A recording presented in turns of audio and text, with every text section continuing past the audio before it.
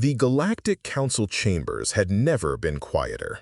Ambassador Vex High of the Zilirian Empire adjusted his ceremonial robes, trying to maintain the dignified bearing that had served his species for 3 millennia of diplomacy. Across the vast circular hall, representatives from 47 different civilizations sat in stunned silence, their various appendages, tentacles, and sensory organs all focused on the empty seats where the human delegation should have been. It had been exactly 73 standard cycles since humanity had joined the Galactic Council. They'd arrived with their typical enthusiasm, eager to trade, to learn, to contribute.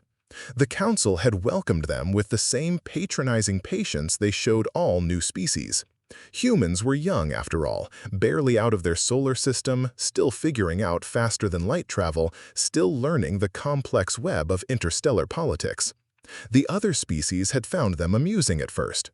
Humans asked too many questions, proposed too many changes, and had an infuriating habit of treating every setback as merely a temporary obstacle. When the Korathi Mining Consortium claimed exclusive rights to 3 human-settled worlds, citing an obscure treaty from before humanity's admission, the humans had simply filed an appeal. When the Ethereal Trade Federation imposed crushing tariffs on human agricultural exports, the humans had requested mediation. When the Nexus Banking Collective froze human accounts pending verification of species creditworthiness, the humans had politely submitted to a 2-year audit. "They're so wonderfully persistent," Counselor Tlana had once observed, her crystalline form shimmering with what passed for amusement among her kind. The others had agreed. Humans never seemed to understand when they were beaten. But that persistence had begun to wear thin after the Proxima station incident. Captain Elena Rodriguez had been commanding a small human research vessel when it detected a Vorthak slave ship carrying 2,000 Balerian refugees. The refugees had been fleeing a civil war, only to be captured and sold by the Vorthak, who dealt in sentient beings with the same casual efficiency they applied to mineral extraction. Rodriguez had immediately transmitted the coordinates to the Council, requesting intervention. The Council had deliberated for 6 months while the refugees remained in chains. When they finally ruled that the Vorthak were operating within established parameters of the Neutral Zone Commerce Accords, Rodriguez had done something unprecedented. She had acted. The human ship had been laughably outgunned. The Vorthak vessel was a military-grade cruiser with enough firepower to level a small moon. But Rodriguez hadn't tried to fight it conventionally. Instead, she had rammed her ship at maximum velocity directly into the slave ship's engine core, sacrificing herself and her crew to disable the vessel long enough for the refugees to escape in the life pods. The rescue had been flawless. All 2,000 Balerians had survived. But the Council had been horrified.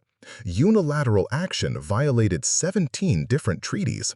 The economic implications alone could destabilize 3 sectors. They had censured humanity, formally, publicly. They had demanded reparations to the Vorthak for the destroyed vessel and the liberated property. They had threatened to suspend human trading privileges if such reckless heroics continued. The human ambassador, David Chen, had stood before the full council that day, his face carved from stone. "We understand," he had said simply. Then he and the entire human delegation had walked out. That had been 6 months ago. Since then, no human ship had responded to Council hails. Human trade routes had rerouted around Council space. Human colonies had gone dark, their communications networks redirecting through unknown channels. It was as if humanity had simply left. Until this morning, when every screen in Council space had simultaneously broadcast the same message. To the species of the Galactic Council, you have shown us who you are. We choose to be something different. Any being seeking freedom, justice, or simply a chance at a better life is welcome in human space. We will not ask permission to do what is right. The message had been signed by Elena Rodriguez. Ambassador Vex High looked around the chamber at his fellow council members. In the corner, several Balerian representatives were quietly packing their belongings. Outside, the first ships were already turning toward human space.